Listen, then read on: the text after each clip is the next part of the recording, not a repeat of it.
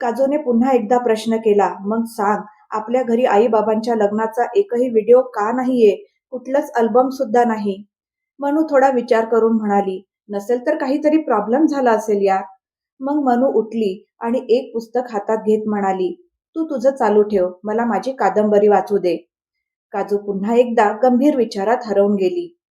इकडे आकृती रुचिकाच्या खोलीकडे चालली होती आणि दुसऱ्या बाजूने रुचिका खोलीतून बाहेर येत होती. तितक्यातच कुसुमने आकृतीला हाक मारली. आकृती चालता चालता थांबली आणि वळून कुसुमकडे पाहिलं. कुसुमने आकृतीच्या हातात फोन देत म्हटलं, ताई, हा फोन वाजत होता, बहुतेक काजूचा असावा. आकृतीने हसत फोन हातात घेतला आणि काजूला कॉल लावला. काजूचा फोन वाजताच तिची तंद्री तुटली. स्क्रीनवर मॉमचं नाव दिसताच तिच्या ओठांवर हलकीशी स्माईल आली. तिने फोन उचलत म्हटलं, मॉम, मला तुम्हाला खूप महत्वाची गोष्ट विचारायची आहे. आकृतीने थोडंसं ओरडतच म्हटलं, अगं आधी हे सांग, तुम्ही सगळे ठीक आहात ना? काजूने पटकन हो म्हटलं आणि लगेच विचारलं, मॉम, तुमच्या बेस्ट फ्रेंडचं नाव काय आहे? काजूचा प्रश्न ऐकून आकृती थोडीशी चकित झाली, पण लगेच हसत म्हणाली, माझ्या तर खूप मैत्रिणी आहेत, तू कोणाबद्दल विचारत आहेस? काजू ठामपणे म्हणाली, तुमच्या सगळ्या मैत्रिणींची नावं सांगा, कोणताही प्रश्न न विचारता. आकृतीने क्षणाचाही विलंब न करता म्हटलं, रुचिका, रितू, सिया आणि रीना. आकृती आनंदात सगळी नावं सांगत होती. काजूने फोन आधीच स्पीकरवर ठेवला होता. आकृतीने नावं सांगताच मनूने आपलं पुस्तक खाली ठेवलं आणि काजूकडे वळली. काजूने एक नजर मनूकडे पाहिलं आणि मग फोनकडे पाहत म्हणाली, अच्छा मॉम, आणखीन सांगा ना तुमच्या मैत्रिणींविषयी. आकृती हसून म्हणाली, का ग, माझ्या आयुष्यावर कादंबरी लिहायची आहे का तुला? काजू मनातच म्हणाली, ती तर आधीच लिहिली गेलीये. काजू काहीच न बोलल्यावर आकृती म्हणाली, अगं कुठे हरवलीस, मनूला फोन दे. काजूने फोन मनूच्या हातात दिला. मनूने फोन घेताच थेट विचारलं, मम्मा, तुम्ही मोठ्या पप्पांवर खूप प्रेम करता ना? आकृतीने कपाळावर हात मारला आणि थोड्या रागात म्हणाली, मनू, आज तुम्हा दोघींना नेमकं झालंय तरी काय? मनू हट्टाने म्हणाली, मम्मा प्लीज सांगा ना. आकृती उत्तर देणार तेवढ्यात कुसुम मध्येच म्हणाली, इतकं प्रेम होतं की दोघं एकमेकांना सोडून दूर गेले होते. मग मला आणि अभयलाच प्लॅन करून त्यांना परत भेटवावं लागलं. मनूच्या हातातून फोन सुटून थेट सोफ्यावर पडला. कुसुम अजूनही काहीतरी बोलत होती, पण काजू आणि मनू एका खोल धक्क्यात गेल्या होत्या. दोघींनी एकमेकींकडे पाहिलं.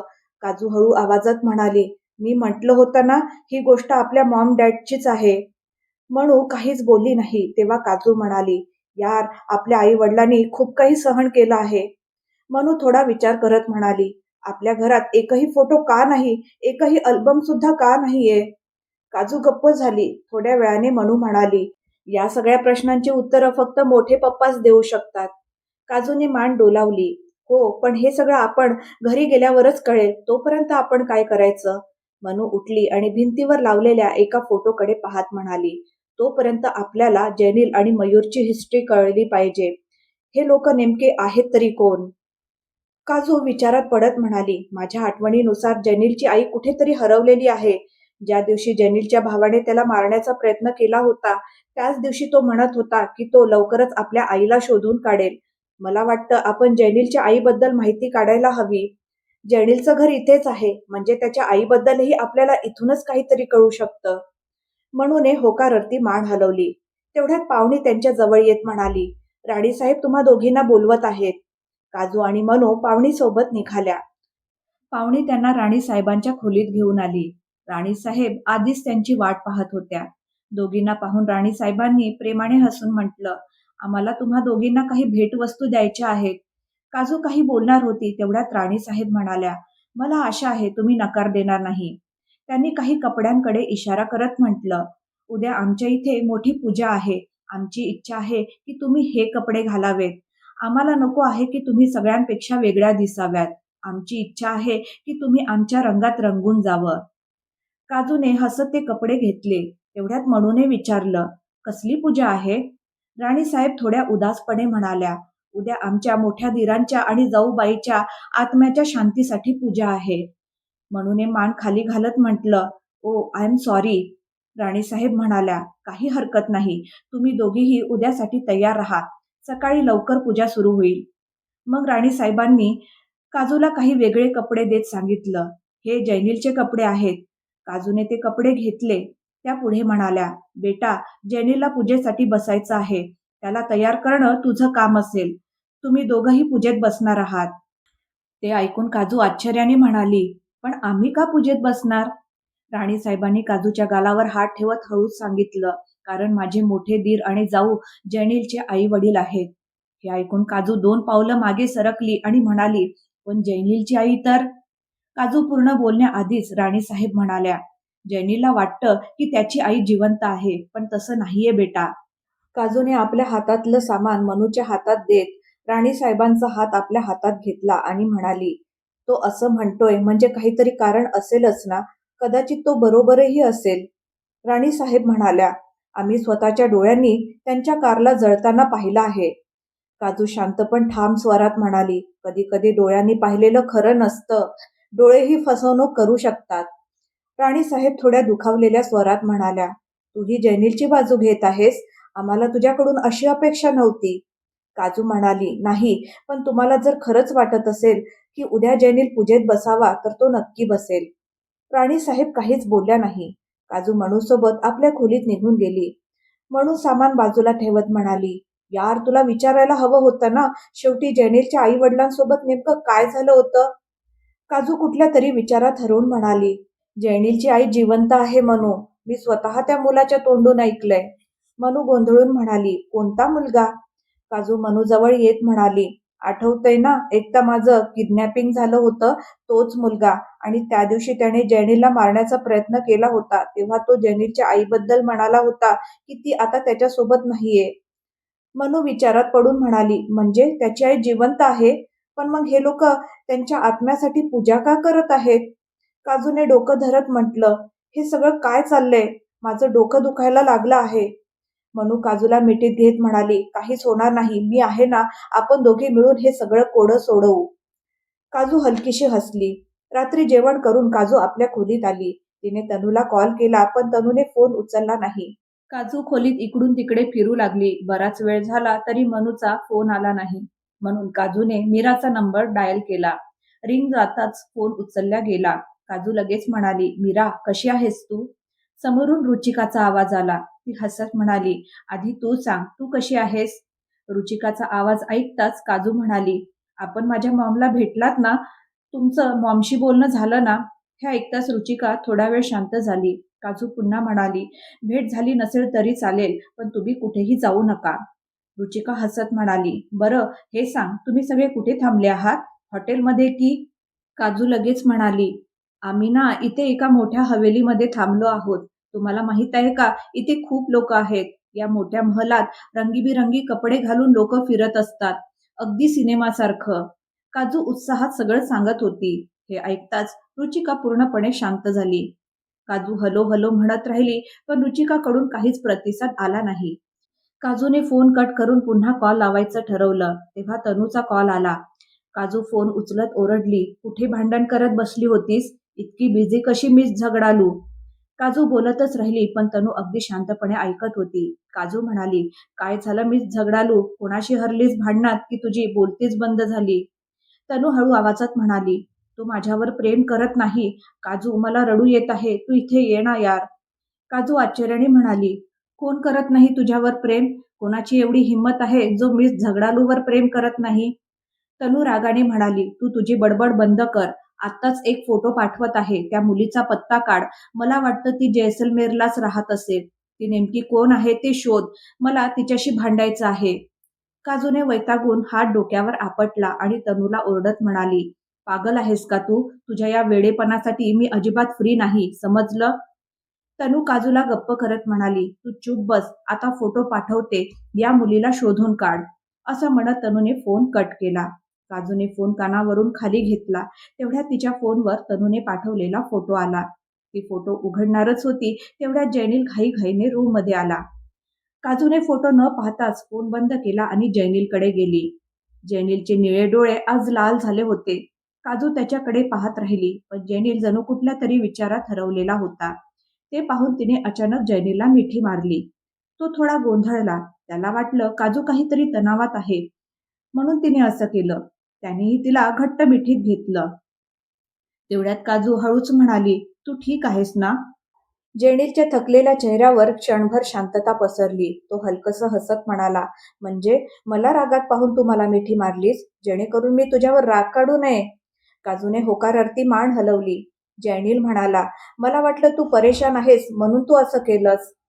काजू काही वेळ शांत राहिली, मग हळू आवाजात म्हणाली, "परेशान तर मी आहेच आणि माझी ही परेशानी फक्त तूच दूर करू शकतोस." जेनिलने काजूला स्वतःपासून थोडं दूर केलं. तिचा चेहरा दोन्ही हातात धरून म्हणाला, "सांग, काय झालं आहे?" काजू जेनिलच्या दोन्ही हातांना धरत हळूच खाली करत म्हणाली, "आत्ता नाही, आधी तू फ्रेश हो, मी जेवण घेऊन येते, मग बोलू." जेनिलने मान हलवली आणि काजू किचनकडे गेली. थोड्या वेळाने ती 2 प्लेटमध्ये जेवण घेऊन आली. तिने आधी मयूरला जेवायला दिलं आणि मग स्वतःच्या रूममध्ये आली. जेनिल सोफ्यावर डोळे मिटून बसलेला होता. काजू त्याच्या शेजारी बसली. तेवढ्यात जेनिलने डोळे उघडले. तिने प्लेट समोर ठेवली. तो जेवायला हात पुढे करणार तेवढ्यात काजूने त्याचा हात धरला. तिने जेनिलचा हात पाहिला तर त्यावर जखमा होत्या. आधी त्याने फुल स्लीव्ह शर्ट घातला होता म्हणून काजूला दिसलं नव्हतं. आता मात्र त्याने हाफ टी शर्ट घातला होता आणि त्याच्या हातांवर असंख्य जखमेचे निशाण दिसत होते. काजूने त्याचे दोन्ही हात वरून खालपर्यंत निहाळले आणि तिच्या डोळ्यातून अश्रू ओघळू लागले. ती रडत म्हणाली, "मी तुला हे विचारणार नाही की तू नक्की काय करतोस, पण किमान मला एवढं तरी सांगत जा की तुला लागलं आहे." जेनिल काजूचे अश्रू पुसत हळूच म्हणाला, "फक्त थोड्याशा जखमा आहेत, आपोआप बरं होईल, तू काळजी करू नकोस." काजू उठली आणि फर्स्ट एड बॉक्स घेऊन आली. तिने जेनिलच्या हातावर औषध लावलं. त्याने जेवायला हात पुढे केला तेव्हा काजूने त्याचा हात धरून इशाऱ्याने थांबवलं आणि स्वतः त्याला जेवण चालू लागली. जेवण झाल्यावर जेनिल बेडवर येऊन लेटला. काजूही बेडच्या दुसऱ्या बाजूने येऊ लागली, पण अचानक थांबली. जेनिल तिला पाहत होता. काजू मागे वळली, फर्स्ट एड बॉक्स उचलला आणि बाहेर गेली. जेनिल तिच्याकडे पाहतच तिच्या मागे गेला. जेव्हा त्याने पाहिलं की काजू मयूरच्या खोलीत गेली आहे, त्याच्या चेहऱ्यावर हसू पसरलं. मनातल्या मनात तो म्हणाला, "मला माहीतच नव्हतं लहान मुलांसारखी वागणारी ही मुलगी कोणाची एवढी काळजीही करू शकते." मग तोही मयूरच्या खोलीत गेला. काजू मयूरला उठवण्याचा प्रयत्न करत होती, पण थकव्यामुळे मयूर गाढ झोपेत होता. जेनिल हात बांधून उभा राहून तिला हसत पाहत होता. काजू वैतागून म्हणाली, "मयूर, तू उठतोयस का? नाहीतर मी तुझ्यावर पाणी फेकेन." झोपेतच मयूर म्हणाला, "बॉस, मला जेवू घातल्याबद्दल तुझे खूप खूप धन्यवाद, पण सध्या तुझी बडबड ऐकायची माझी बिलकुल तयारी नाही. तू जाऊन आराम कर आणि मला पण आराम करू दे." काजू उदास होऊन परत जाऊ लागली. तेवढ्यात जयनील तिच्या जवळ आला आणि मयूरचा हात पकडून तो काजू समोर धरत म्हणाला, "आता तू औषध लाव, तो हलणार नाही." काजूने औषध लावायला सुरुवात केली. औषधांमुळे मयूरला थोडी जळजळ झाली, म्हणून त्याने हात मागे ओढण्याचा प्रयत्न केला, पण जयनीलने त्याचा हात घट्ट पकडून ठेवला होता. मयूरने डोळे उघडले आणि पाहिलं तेव्हा तो ओरडून म्हणाला, "हे देवा, हे दोघं नवरा बायको माझ्या शरीरासोबत काय करत आहेत?" तेव्हा जयनील डोळे वटारत म्हणाला, "आम्ही तुझ्या शरीराचे पार्ट्स काढून विकणार आहोत." हे ऐकताच मयूरने आश्चर्याने जयनीलकडे पाहिलं, पण काजू मात्र शांतच होती. ती प्रत्येक जखमेवर अतिशय काळजीपूर्वक औषध लावत होती. काजूच्या चेहऱ्यावर हसू पाहण्यासाठीच जयनीलने तसं म्हटलं होतं, पण काजू हसणं तर दूरच, तिने जयनीलकडे पाहिलं सुद्धा नाही. मयूरने जयनीलकडून नजर हटवून काजूकडे पाहिलं. ती त्याला औषध लावत होती. मयूरची झोप आणि भीती दोन्ही उडून गेल्या होत्या. दोघंही काजूकडे पाहत राहिले. एक हात झाला तेव्हा मयूरने काही न बोलता दुसरा हात पुढे केला. तिथेही काजूने औषध लावलं. मग मयूरने पाय पुढे केला. तेवढ्यात जयनीलने त्याचा पाय मागे ढकलला आणि काजूच्या हातातून औषध घेत तो मयूरला देत म्हणाला, "आता तुझी झोप उडाली आहे, म्हणून उरलेलं तूच कर." जयनीलने काजूचा हात धरला आणि तिला घेऊन तिथून निघून गेला. मयूर त्यांच्याकडे पाहतच राहिला. काही क्षणांनी तो स्वतःच्या पायावर औषध लावत म्हणाला, "एक माझी बॉस जी माझ्यावर इतकं काळजीपूर्वक लक्ष ठेवते आणि दुसरी ती मानवी उर्फ मनू जी 2 दिवसापासून दिसलीच नाही. कुठे हरवली आहे कोण जाणे." औषध लावून मयूर तिथेच आडवा झाला. जयनील आणि काजू खोलीत आले. जयनीलने काजूला बेडवर बसवलं आणि तिच्या जवळ बसून विचारलं, "काय झालंय? तू उदास का आहेस?" काजूने मान हलवून नाही म्हटलं. तेव्हा जयनीलने तिच्या कपाळावर हात ठेवत विचारलं, "तुझी तब्येत ठीक आहे ना?" काजूने पुन्हा मान हलवली. जेनील पुढे काही बोलणारच होता तेवढ्यात काजू म्हणाली, उद्या इथे एक पूजा आहे. राणीसाहेबांनी आपल्या दोघांनाही पूजेत बसायला सांगितलं आहे. काय? असं म्हणत जेनील उठला आणि आजूबाजूला नजर फिरवत ठामपणे म्हणाला, मी त्या पूजेत बसणार नाही. असं म्हणत तो आपल्या जागेवर जाऊन झोपून गेला. काजूही आडवी झाली. जवळजवळ 2 तास तिला झोपच लागली नाही. ती वारंवार जैनीलकडे पाहत होती. तो गाढ झोपलेला होता. काही वेळाने तिला झोप लागली, पण थोड्याच वेळात ती अचानक दचकून उठली. काजूच्या हालचालीने जैनीलची झोप मोडली. त्याने डोळे उघडले तर काजू बसलेली दिसली. जैनील झटकन उठून बसला. काजूकडे झुकत तो म्हणाला, काजू तू ठीक आहेस ना? काजू झटक्यात जैनीलच्या छातीला जाऊन बिलगली. ती थरथरत होती आणि ते जैनीला स्पष्ट जाणवत होतं. जैनीलने तिच्या डोक्यावर हात ठेवताच काजू जोरजोरात रडू लागली. जैनील तिला काही विचारणार, पण ती फक्त रडतच राहिली. तो पुन्हा पुन्हा रडण्याचं कारण विचारत होता, पण काजू काहीच बोलत नव्हती. शेवटी थकून जैनील उठला आणि मनूच्या खोलीबाहेर येऊन उभा राहिला. त्याने दार ठोठावलं. तेवढ्यात मनूने दार उघडलं. जैनील मनूकडे पाहत म्हणाला, तू अजून झोपली नाहीस का? मनू हातातलं पुस्तक दाखवत म्हणाली, मला झोप येत नव्हती म्हणून पुस्तक वाचत बसले होते. पण तू यावेळी इथे कसा? जैनील आपल्या खोलीकडे इशारा करत म्हणाला, काजू रडते, काहीच सांगत नाहीये. कशामुळे रडते काहीच कळत नाहीये. मनू क्षणाचाही विलंब न करता जैनीलच्या पुढे पुढे चालू लागली. ती काजू जवळ आली आणि काजू तिला पाहताच मिठी मारून पुन्हा रडू लागली. म्हणूनही विचारलं, पण काजू गप्पच राहिली. तेव्हा जैनील रागाने म्हणाला, काजू असं रडणं बंद कर. काय हवंय ते नीट सांग. काजू रडत म्हणाली, मी काही सांगितलं तर तू मला देशील का? जैनील म्हणाला, मी तुला कधी नकार दिलाय का? सांग काय हवंय? काजू म्हणाली, उद्या तू पूजेत बसशील. हे ऐकून मनू चिडून म्हणाली, काजू ही काय बकवास आहे? काजू काहीच बोलली नाही. ती पुन्हा रडू लागली. तेव्हा जैनील म्हणाला, ठीक आहे. असं म्हणत तो बाहेर निघून गेला. मनूने काजूला घट्ट धरलं आणि तिला आपल्या खोलीत घेऊन गेली. काजूने रडणं थांबवलं. मग ती स्वतःशीच म्हणाली, मला माफ कर जैनील, पण हे करणं गरजेचं होतं. कोण जाणे उद्या असं काही घडेल ज्याची कुणालाही अपेक्षा नाही. काजूने खोल श्वास घेतला आणि मनात म्हणाली, रडण्याचं खरं कारण मी अजूनही तुला सांगितलेलं नाही. पण बरं झालं उद्याच्या पूजेची आठवण मला वेळेवर आली, नाहीतर जैनील कधीच बसला नसता. आणि मला माहीत आहे आता तो मागे हटणार नाही. दुसऱ्या दिवशी काजू आणि जैनील राजेशाही पोशाखात एका मोठ्या हवनकुंडासमोर बसले होते. हवनकुंडासमोर एक मोठी फोटो होती जी कपड्याने झाकलेली होती. हवनाभोवती अनेक लोक बसले होते. त्यात राजा रघुवेंद्र सिंग भाटी, राणी निशा भाटी, मयूर आणि मनूही उपस्थित होते. पंडितजींनी सर्वांना उभं राहण्यास सांगितलं आणि सगळे आपापल्या जागेवर उभे राहिले. काही वेळ पंडित मंत्रोच्चार करत राहिले. त्यानंतर फोटोवरचं कापड काढण्यास सांगण्यात आलं. 2 माणसांनी ते कापड बाजूला केलं. तेव्हा एक मोठा फोटो समोर आला. त्या फोटोला फुलांचा हार घातलेला होता. तो फोटो पाहताच जैनीलच्या डोळ्यात पाणी तरळलं. काजूचं लक्ष मात्र अजूनही जैनीलकडेच होतं, कारण तिला माहित होतं की जैनील कोणत्या वेदनेतून जात आहे. जैनीलने नजर फोटोवरून हटवली आणि काजूकडे पाहिलं. काजूने त्याचा हात धरत हळूच विचारलं, तू ठीक आहेस ना? जैनीलने समोर पाहत हो मध्ये मान हलवली. मग काजूनेही समोर पाहिलं. समोर प्रणव आणि रुचिकाचा मोठा फोटो होता. दोघांच्याही फोटोला हार घातलेला होता. काजूने आधी प्रणवकडे पाहिलं. तो हलकसा हसत होता. तिच्या मनात विचार आला, जैनील अगदी त्याच्या वडिलांसारखा आहे. चेहऱ्याची ठेवण, हावभाव, फक्त डोळे सोडले तर. असा मनात विचार करत असतानाच काजूची नजर रुचिकावर गेली आणि तिचं काळीज धस्स झालं. ती रुचिकाकडे पाहतच राहिली. काजूच्या हृदयाचे ठोके अचानक वेगाने वाढू लागले. तिचं संपूर्ण शरीर थंड पडल्यासारखं वाटू लागलं. आजूबाजूला काही पंडित बसून मंत्र जप करत होते. काजूने हात हलवण्याचा प्रयत्न केला, पण तिचं शरीर जणू जड झालं होतं. ती जागीच थिजून गेल्यासारखी उभी राहिली. सगळेजण बोलत होते, पण काजूचे कान जणू बधीर झाले होते. तिचं लक्ष कुठेच नव्हतं. ती अजूनही रुचिकाकडेच पाहत होती. पंडितजींनी सर्वांना बसायला सांगितलं. सगळे बसले, पण काजू मात्र तशीच उभी राहिली. आपल्याकडे सगळ्यांच्या नजरा वळल्या आहेत याचंही तिला भान राहिलं नव्हतं. काजू बसली नाही ते पाहून जैनील उठून उभा राहिला आणि काळजीने विचारलं, काय झालं? तेव्हा काजूने हळूहळू आपली नजर रुचिकावरून हटवली आणि जैनीलकडे पाहू लागली. त्याने काजूचे दोन्ही हात घट्ट धरून विचारलं, काय झालं काजू, तू बसत का नाहीस? काजूच्या तोंडातून एक शब्दही बाहेर पडत नव्हता. जयनील पुन्हा म्हणाला, काजू बोल बोल ना, तुला काय म्हणायचं आहे सांग.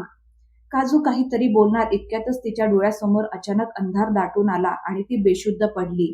काजू बेशुद्ध पडताच जयनीलचं काळीज धस्स झालं. असं काय होईल याची त्याला अजिबात कल्पना नव्हती. त्याने लगेच तिला आपल्या दोन्ही हातात उचललं आणि कुणाचाही विचार न करता तिथून निघून गेला. जयनील निघून गेल्यावर पंडित म्हणाले, आता ही पूजा होऊ शकत नाही. जशी आतापर्यंत होत आली आहे तशीच पुढे करा. जोपर्यंत त्यांचा मुलगा या पूजेत सहभागी होत नाही तोपर्यंत पूजा पूर्ण होणार नाही. जयनील काजूला आपल्या खोलीत घेऊन आला. त्याच्यासोबत मनू आणि मयूरही आले. मनू काहीतरी विचार करत म्हणाली, मला वाटतं रात्री काजू ज्या कारणाने रडत होती ते तिने आपल्याला सांगितलेलं कारण नव्हतं. कारण काहीतरी वेगळंच आहे. मयूर उदासपणे म्हणाला, पण जेव्हा ती मला औषध लावत होती तेव्हा तर ती अगदी ठीक होती. मनू आश्चर्याने म्हणाली, औषध? कोणतं औषध? त्यावर मयूरने आपल्या हातावरच्या जखमा मनूला दाखवल्या. ते पाहून मनूने डोकं धरलं आणि म्हणाली, आत्ता कळलं ती रात्री का रडत होती. जयनील आणि मयूर दोघंही आश्चर्याने म्हणाले, का? मनू म्हणाली, कारण तिला एखाद्याची अगदी छोटीशी खरचटलेली जखम सुद्धा दिसली तरी तिला रात्री झोप लागत नाही. ती खूप अस्वस्थ होते. डोळे बंद केले की तिला तीच जखम दिसत राहते. तिच्यासोबत नेहमीच असं होतं. मनू पुढे म्हणाली, मग तर ती बेशुद्ध पडणारच होती. एक तर इतक्या जखमा पाहिल्या, त्यावर रात्रभर इतकं रडणं, झोपही नाही आणि वर पुन्हा जेवण सुद्धा केलं नाही. त्या दोघांकडे पाहत ती पुढे म्हणाली, आता तुम्हाला तर एवढ्या जखमा करून घेतल्याबद्दल अवॉर्डच मिळायला हवा. जयनील काजूकडे पाहत होता. ती डोळे मिटून शांतपणे झोपलेली होती. तेवढ्यात डॉक्टर आले आणि काजूला चेक करू लागले. डॉक्टरांनी तेच सांगितलं, काजू खूप तणावात आहे. तिच्यात कमजोरी आहे म्हणूनच ती बेशुद्ध पडली. जेनीने पुन्हा एकदा काजूकडे पाहिलं. मग डॉक्टरांकडे पाहत त्याने चिंतेने विचारलं, तिला शुद्ध कधी येईल? डॉक्टरांनी हसत जेनीलच्या खांद्यावर हात ठेवत म्हटलं, थोड्याच वेळात ती पूर्णपणे ठणठणीत होईल. जेनील काहीच बोलला नाही. मयूर डॉक्टरांना सोडायला बाहेर निघून गेला. तेवढ्यात रघुवेंद्रजी आणि निशा दोघंही जेनीलच्या खोलीत आले. जयनीलने मान खाली घातली. रघुवेंद्रजींनी जयनीलच्या डोक्यावर हात ठेवत म्हटलं, तिला काही होणार नाही, तुम्ही काळजी करू नका. जयनीलने काहीच प्रतिक्रिया दिली नाही. रघुवेंद्रजी तिथून निघून गेले. निशा सुद्धा त्यांच्या पाठोपाठ निघून गेली. एवढ्यात काजूला शुद्ध आली. मनू आणि जयनील दोघंही तिच्या जवळ येऊन बसले. जयनीलने काजूच्या डोक्यावर हात ठेवत विचारलं, तू ठीक आहेस ना? तुला काय झालं होतं? काजू काही क्षण सगळं समजून घेण्याचा प्रयत्न करत राहिली. मागचं सगळं आठवू लागल्यावर तिच्या डोक्यात हलकीशी कळ उठली. रुचिकाच्या फोटोवरचा तो हार तिच्या डोळ्यासमोर वारंवार येऊ लागला. काजूने दोन्ही हात डोक्यावर ठेवले आणि थोडीशी पुढे झुकली. जयनील तिला तसं पाहताच काळजीने म्हणाला, काजू काय झालं?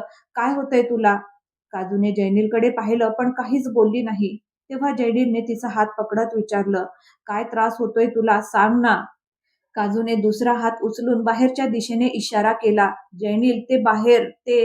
पण पुढे काय बोलायचं हेच तिला सुचेना. तेवढ्यात मयूर आत येत म्हणाला, देवाचं लाख लाख धन्यवाद. बॉस, तू ठीक आहेस. अजून थोडा वेळ शुद्ध आली नसती ना तर मी तुझ्या अंगावर पाणी फेकलं असतं. हे ऐकताच जयनील रागाने म्हणाला, मयूर, तुझी बडबड बंद कर. मयूर गप्प झाला. जयनीलने काजूकडे पाहून पुन्हा विचारलं, काजू सांग, काय झालंय? थोडं थांबून तो पुढे म्हणाला, पण लक्षात ठेव, जर तूही मयूर सारखी बडबड करणार असेल तर मी आत्ताच इथून निघून जातो. मग तुम्ही दोघं बसून या फालतू गोष्टी करत राहा. काजूने मान खाली घातली. जयनील रागाने उठून उभा राहिला आणि म्हणाला, ठीक आहे, तुला बोलायचं नसेल तर नको बोलू. असं म्हणत तो तिथून निघून गेला. जयनील गेल्यावर मयूर हसत काजूजवळ येऊन बसला.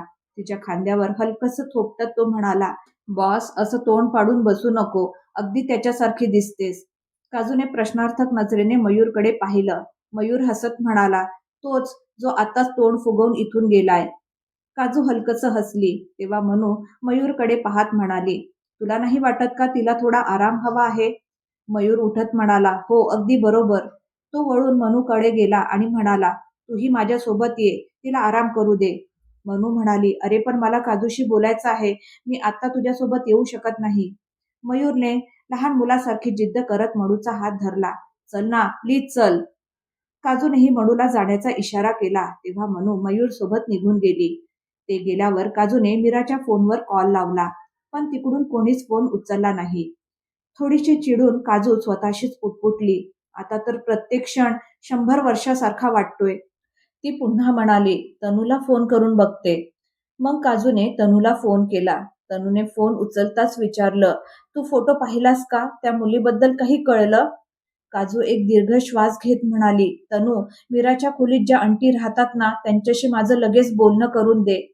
तनू तोंड वाकडं करत म्हणाली, तुला माझी काही काळजी आहे की नाही?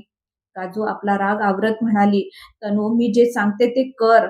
जाते ना, इतकी चिडतेस कशाला? असं म्हणत तनू मीराच्या खोलीकडे गेली, पण तिथे कोणीच नव्हतं. ती काजूला म्हणाली, खोलीत कोणी नाहीये. काजू थोडी काळजीने म्हणाली, तनू, त्यांना शोध. काही झालं तरी त्यांना काही व्हायला नको. तनू म्हणाली, पण नक्की असं काय काम आहे? मला सांग ना, त्या आल्या की मी त्यांना सांगून टाकेन. काजू ठामपणे म्हणाली, नाही, तू आत्ताच जा, त्यांना शोधून घेऊन ये आणि मी येईपर्यंत त्यांना घराबाहेर जाऊ देऊ नकोस.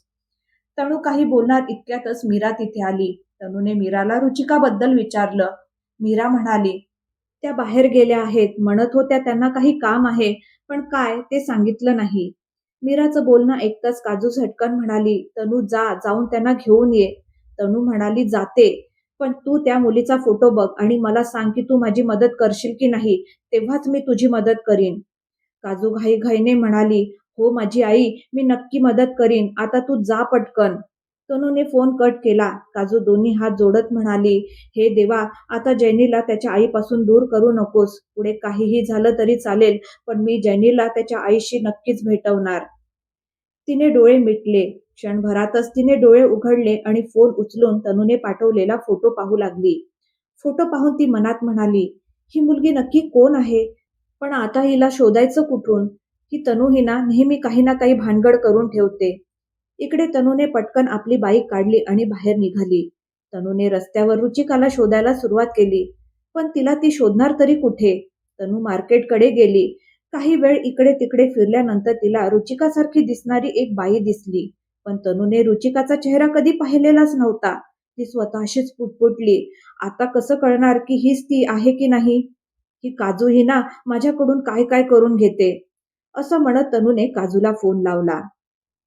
भेटूया पुढच्या भागात. आजचा भाग तुम्हाला कसा वाटला कमेंट करून मला नक्की सांगा आणि आवडला असेल तर लाईक करा, शेअर करा. धन्यवाद.